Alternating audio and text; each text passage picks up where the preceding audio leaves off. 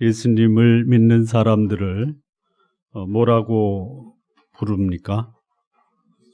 예, 그렇죠. 예수 믿는 사람을 그리스도인이라고 부릅니다. 더러는 교회 다니는 사람이라고도 부릅니다. 더러는 하나님의 자녀다라고도 부릅니다. 굉장히 수준 높은 호칭입니다. 구약의 이스라엘 백성들을 가리켜 하나님의 백성이다라고도 부르기도 했습니다. 그런데 모든 호칭들 중에 가장 귀한 예수 믿는 사람들의 호칭을 가리켜 그리스도인이다라고 부릅니다. 우리 성도님들은 어떻게 불러주시기를 바랍니까? 그리스도인이라고 불러주기를 바랍니까? 굉장히 아멘 소리가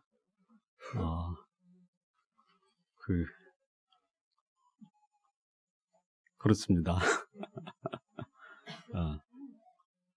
자, 누군가가 나를 어떤 호칭, 이름으로 불러주기도 하지만 호칭을 붙여서 불러주는 경우가 많죠.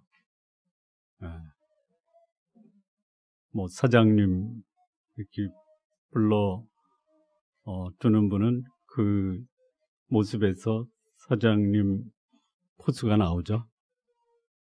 원장님 이렇게 불러주면 포스가 나오죠. 안 나오나요?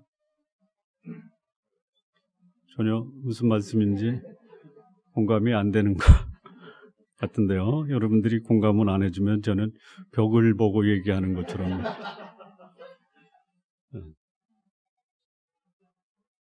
자, 그 호칭에는 뭐가 담겨 있습니까? 정체성. 또 뭐가 담겨 있습니까? 네. 우리 안규영 집사님의 그 말씀은 아주 그냥 상당히 수준 높은 답변입니다. 정체성이 묻어 있다. 삶이 묻어 있다. 한 번만 더 하시죠. 불러주는 호칭에는 뭐가 담겨 있습니까? 예? 안규영 집사님이 말씀을 하셔야 뭐가 담겨 있냐면 그 사람의 살아온 삶의 흔적과 인격이 담겨 있죠. 자, 그리스도인이다라고 불리움을 받으면 그 그리스도인이라고 하는 호칭에는 그의 정체성이 담겨 있고 그의 삶이 담겨 있고 또 그가 살아온 삶의 흔적과 인격이 담겨 있습니다. 우리 성도님들 가능하다면 참 그분을 만나면 마음에 평안이 온다라는 그런 말씀을 들으시기를 바랍니다. 그 사람 참 좋은 사람이야. 그래서 그 말을 듣고 내 삶이 진짜 나는 잘 모르지만 남들에 의해서 나는 참 좋은 사람이다. 이런 자기 정체성을 그렇게 확보하시면서 사시기를 바랍니다. 자, 이 그리스도인이다라고 하는 이 호칭은 그리스도인들이 스스로 나는 이런 사람이다라고 만든 그런 호칭이 아닙니다. 예수 믿는 사람, 그들을 그리스도인이라고 하기 전에는 이 그리스도인에 대한 호칭이 뭐였습니까? 혹시 아십니까? 모르세요? 이 그리스도인이라고 부르기 전에는 뭐라고 호칭을 받았냐면 도를 따르는 사람 또는 예수 믿는 사람.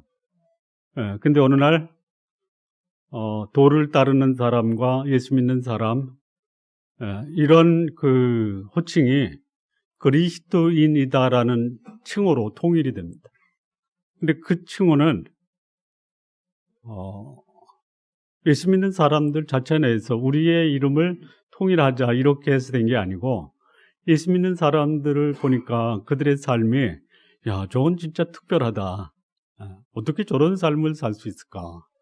그래서 외부의 사람들이 예수 믿는 사람들, 그들의 공동체의 모습을 보고 사람들이 그들을 가리켜 비로소 그리스도인이다 라고 일컬었다라는 것이에요. 우리 성도님들, 나는 그리스도인입니다 라고 고백하는 건 상당히 귀한 신앙의 고백입니다.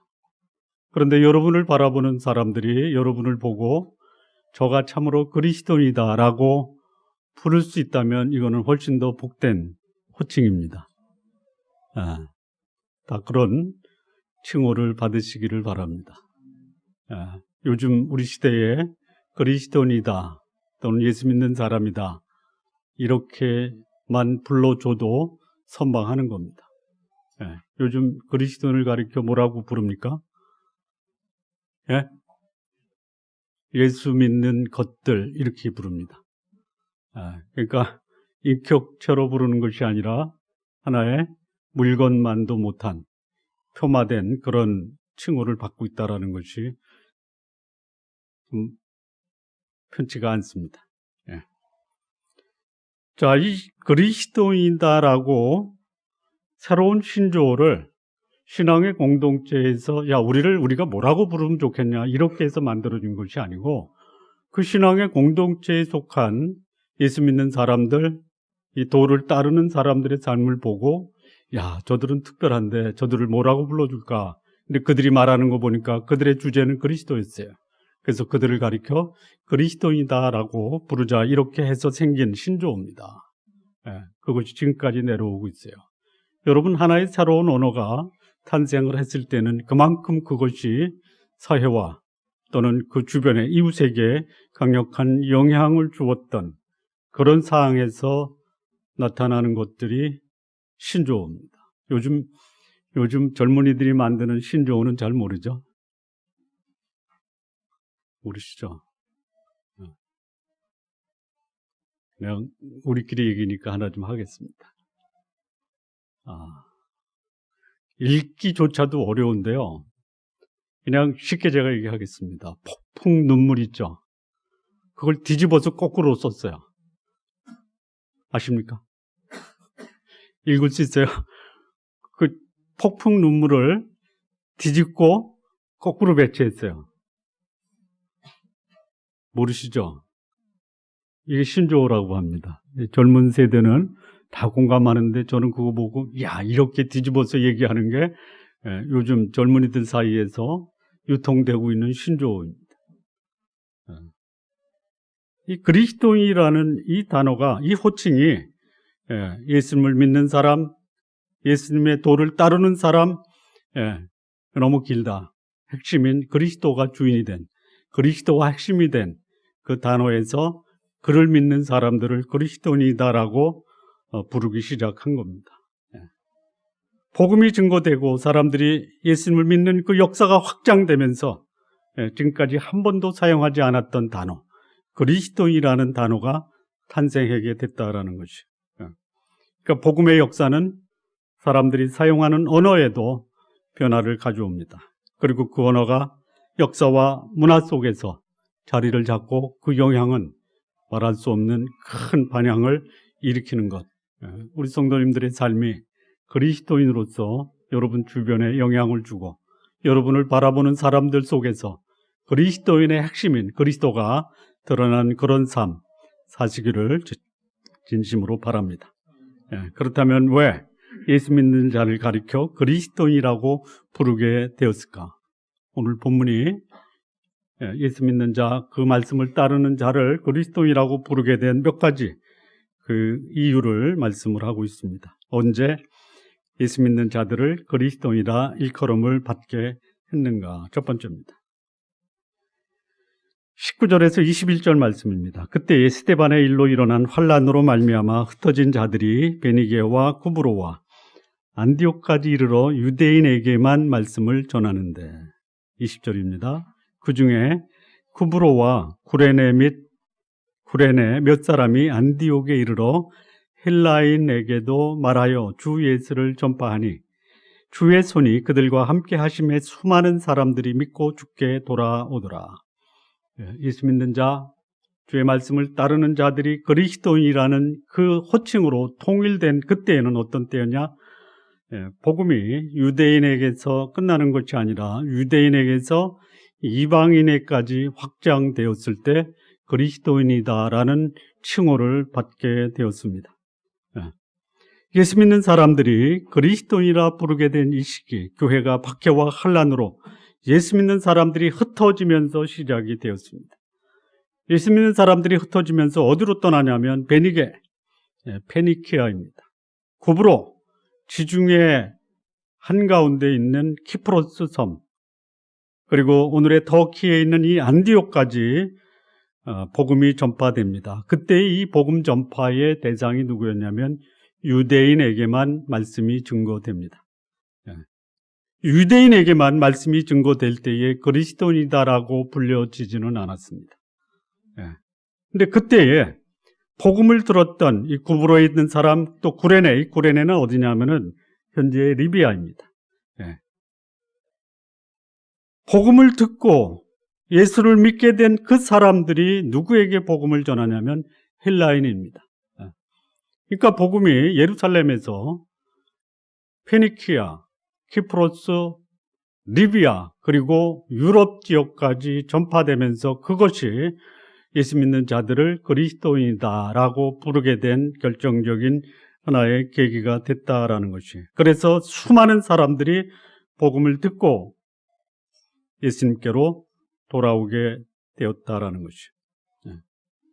자, 한 사람이 세상을 변화시킵니다.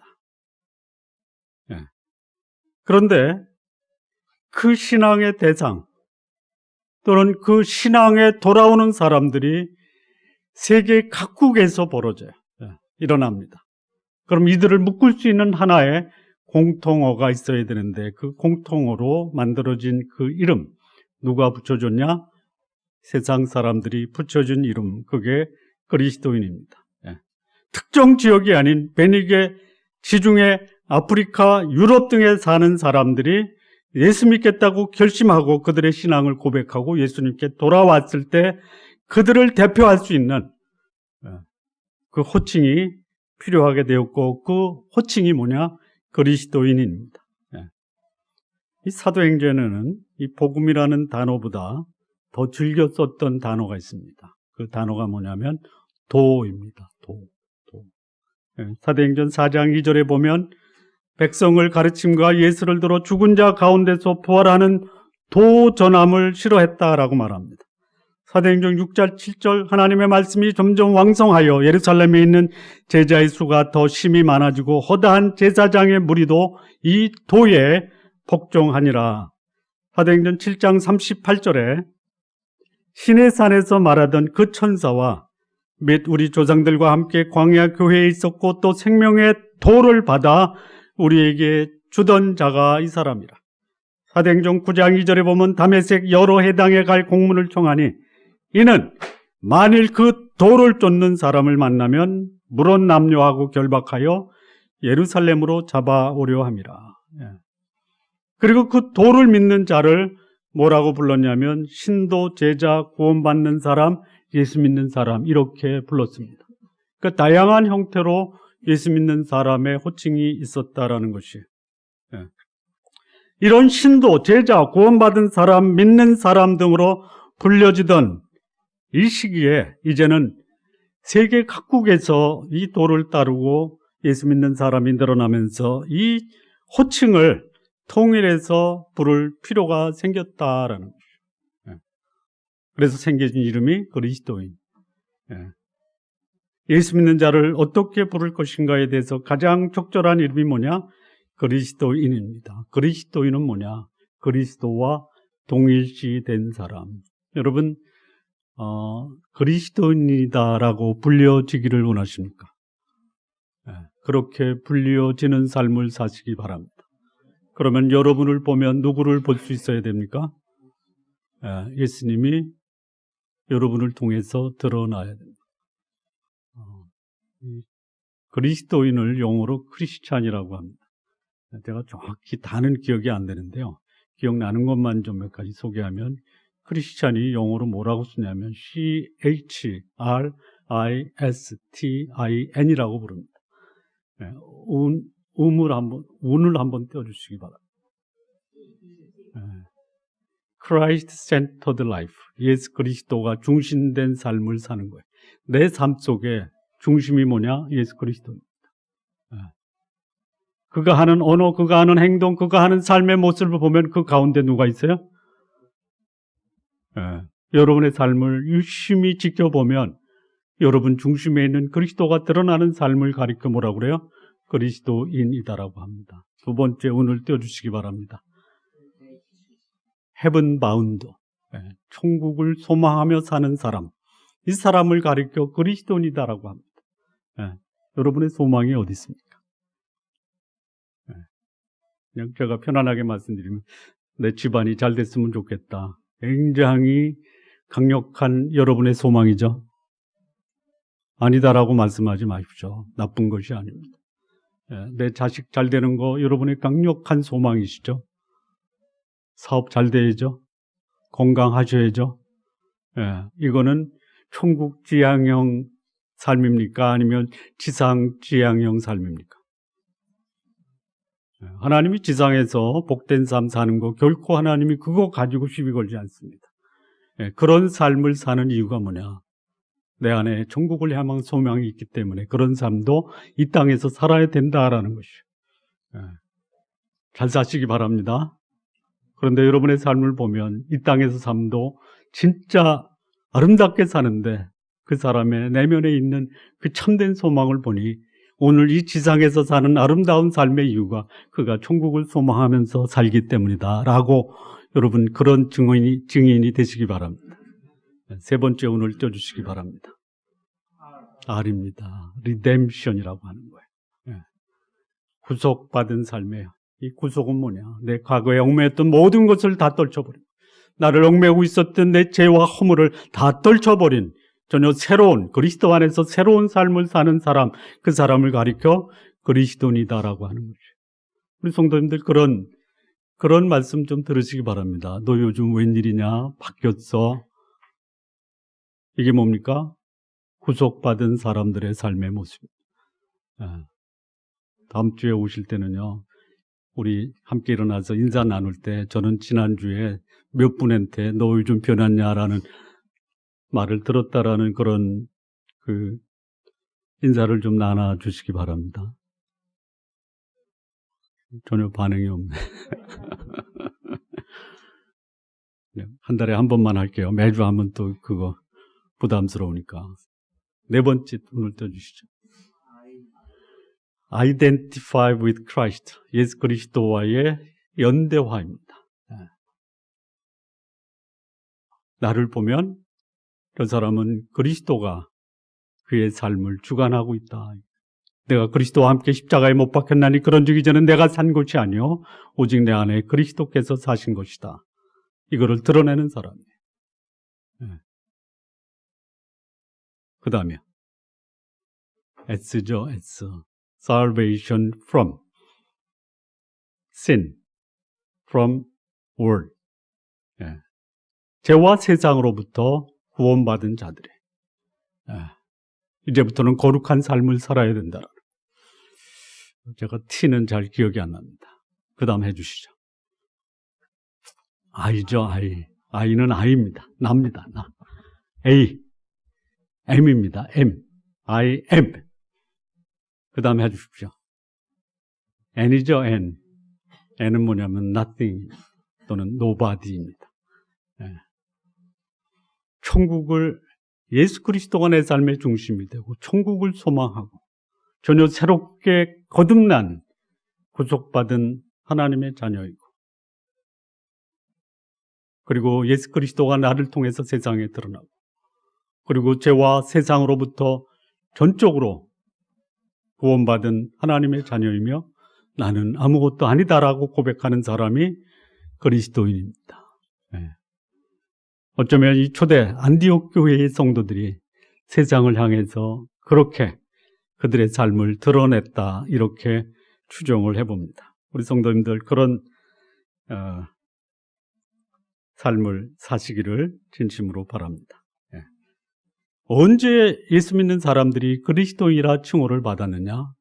유대인으로부터 이방인까지 복음의 위력이 확산돼 나갈 때 예수 믿는 자를 그리스도인이다 부르기 시작했다라는 것이죠. 우리 성도님들을 통해서 성도님들의 주변이 예수 믿는 사람들로 늘어날 때 여러분들을 가리켜 동일한 그리스도인이다라고 그렇게 부르게 될 것입니다. 두 번째입니다. 언제 예수 믿는 자들이 그리스도인이다라는 호칭으로 그 호칭이 바뀌게 되었는가? 22절에서 24절입니다. 예루살렘 교회가 이 사람들의 소문을 듣고 바나바를 안디옥까지 보내니 그가 이르러 하나님의 은혜를 보고 기뻐하여 모든 사람에게 굳건한 마음으로 주와 함께 머물러 있으라 고나니 바나바는 착한 사람이요 성령과 믿음이 충만한 사람이라 이에 큰 무리가 죽게 더하여지더라. 언제 그리스도인이라는 칭호를 받게 됐냐면요, 기존 교회, 예루살렘 교회입니다.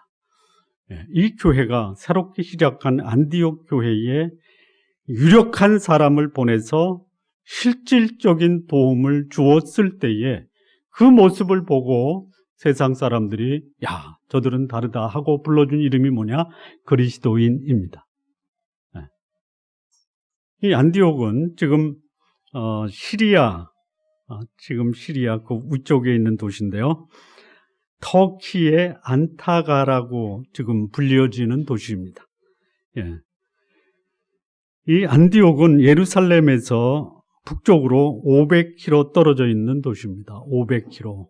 예. 그 당시의 교통수단은 도보죠, 도보.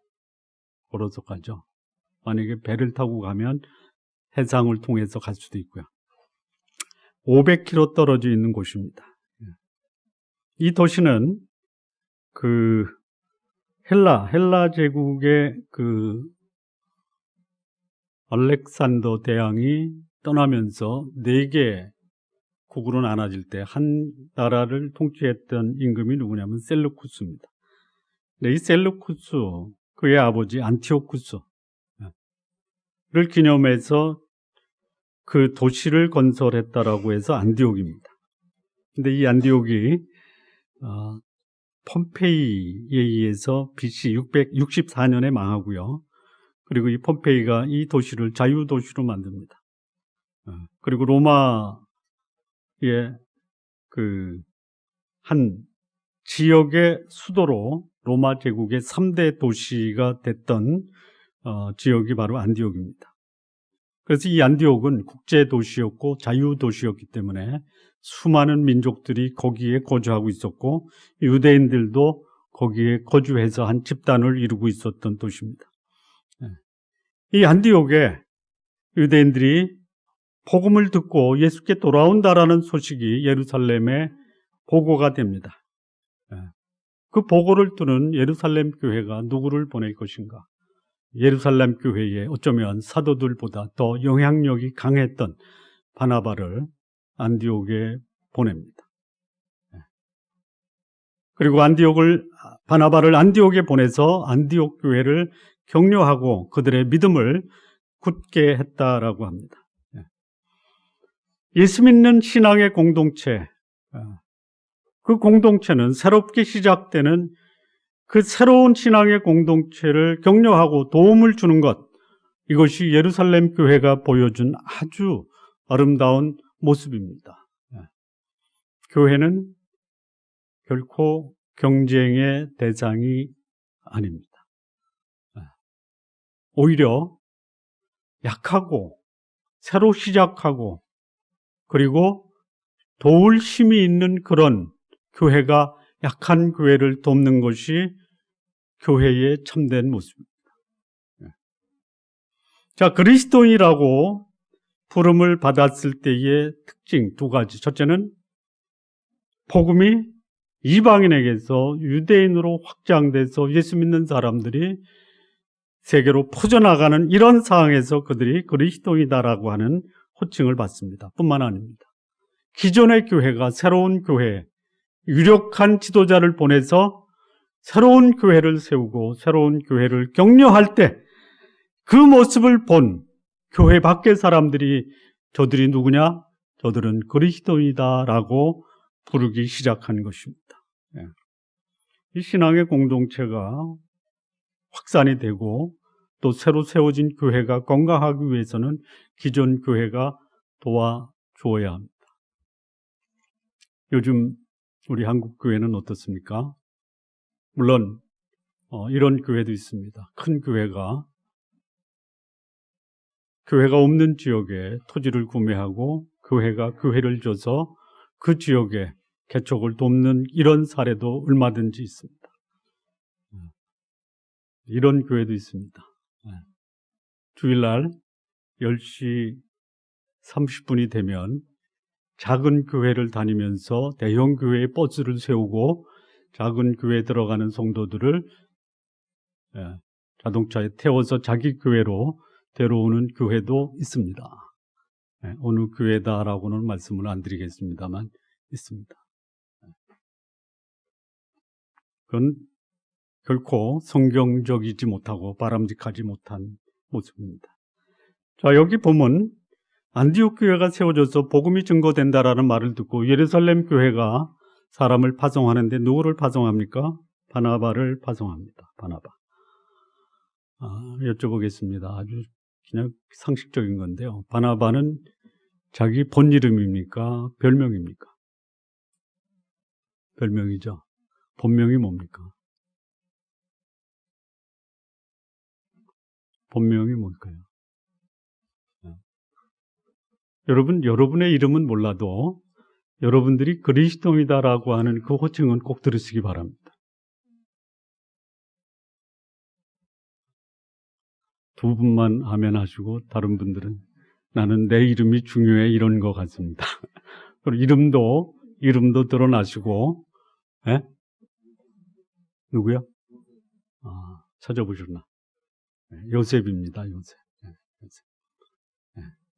근데 이 바나바는요, 예루살렘에 그 거주하고 있었던 사도들이 가장 강력하게 영향을 받았던 사람이에요.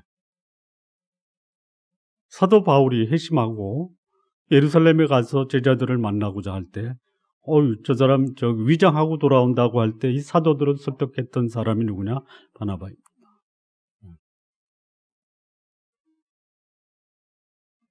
이 사도 바울이 상당히 어려움을 겪고 있을 때 그는 다시 고향 다소로 내려갑니다. 근데 거기서 진짜 교회가 필요한 사람이 누구냐? 가서 그 치과하고 있었던 이 바울을 데리고 안디옥에 데려온 사람도 바나바입니다. 여러분, 어느 작은 교회를 돕고자 할 때는 누구를 보내야 됩니까? 가장 영향력이 큰 사람을 보내서 교회를 도와야 돼요. 이게 바람직한 그 교회를 세우고 섬기는 자의 모습. 저도 그랬으면 좋겠어요. 우리 교회가 어느 지역의 교회를 돕는다고 할 때 그 교회가 진짜 그 사역이 필요할 때 우리 교회에 그 교회를 섬길 사람을 보내달라고 요청하면 여러분은 누구를 보내시겠습니까? 네? 누구?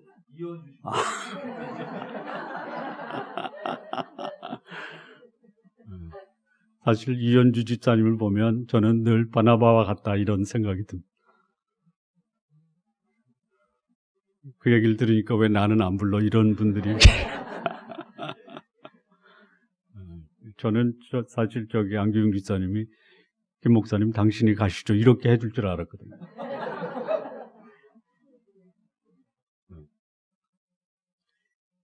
세상이 예수 믿는 사람을 그리스도인이라고 부를 때는 언제냐? 교회가 새롭게 설립된 교회를 위해서 가장 유력한 사람을 보내서 도움을 줄 때 그때 예수 믿는 사람을 가리켜 그리스도인이다라고 부른다라는 것이죠. 우리 교회가 더 많은 교회를 섬기고 돕는 이런 교회로 세워지기를 진심으로 바랍니다. 자, 세 번째입니다. 세 번째. 언제 예수 믿는 사람을 새로운 신조, 그리스도인이라는 그 호칭을 만들어서 부르기 시작했느냐? 25절, 26절입니다. 바나바가 사울을 찾으러 다소에 가서 만남의 안디옥에 데리고 와서 둘이 교회에 1년간 모여 있어 큰 무리를 가르쳤고 제자들이 안디옥에서 비로소 그리스도인이라 일컬음을 받게 되었더라. 자, 세 번째 모습은 뭐냐면요. 사람을 세우고 훈련하는 그런 사역이 일어날 때 사람들이 그들을 가리켜 그리스도인이다라고 불렀습니다. 여러분, 신앙의 공동체는요. 신앙이 같은 사람들이 모여서 교제하고 예배하는 그 공동체이지만 그 공동체가 저들이 그리스도이다라고 불림을 받을 때는요. 거기서 제자들이 세워지는 훈련과 교육이 활발하게 이루어져야 돼요.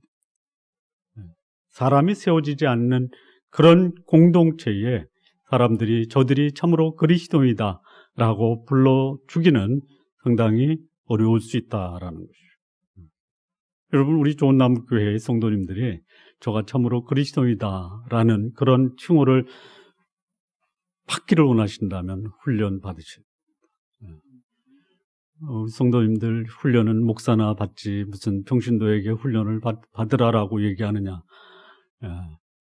저를 위해서 그러는 것이 아니라 그리스도인으로 하나님 앞에서 바른 삶을 살기 위해서는 훈련이 되지 않고는 그리스도이다라고 부름을 받기가 사실상 부끄러울 수 있다라는 것이죠. 저는 우리 성도님들이 저에게 목사님 지금 우리 교회의 훈련 가지고는 강도가 약합니다. 좀 강도 높은 훈련을 좀 시켜주십시오. 이렇게 좀 말씀해 주시기를 바랍니다.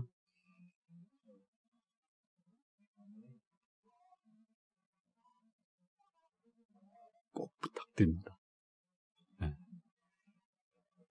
요즘 목사님 훈련의 강도가 약해졌어요. 이렇게 얘기하는 분이 있는데 제가 괜히 그러는 게 아닙니다. 지켜보는 겁니다.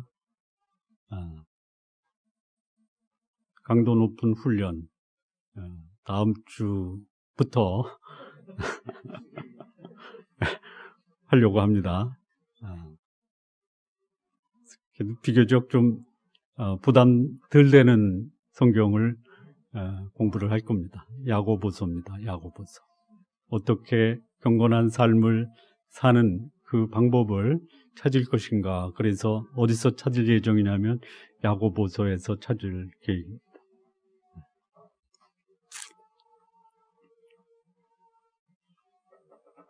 공동체가 정체성을 가지고 사람들에게 특정한 이름으로 자리매김을 하는 데는 그들이 추구하는 진리가 많은 지역의 사람들로부터 호응을 얻고 그리고 그 진리가 사람들의 삶을 변화시키는 데서 출발하게 된다는 것이에요. 또한 그 진리가 공동체가 사람들의 입에 오르내리는 것은 공동체에 속한 각 지역의 기관들이 서로 돕고 섬기면서 서로 세워져 나갈 때 그리스도인이다라고 하는 호칭을 얻게 된다는 거예요.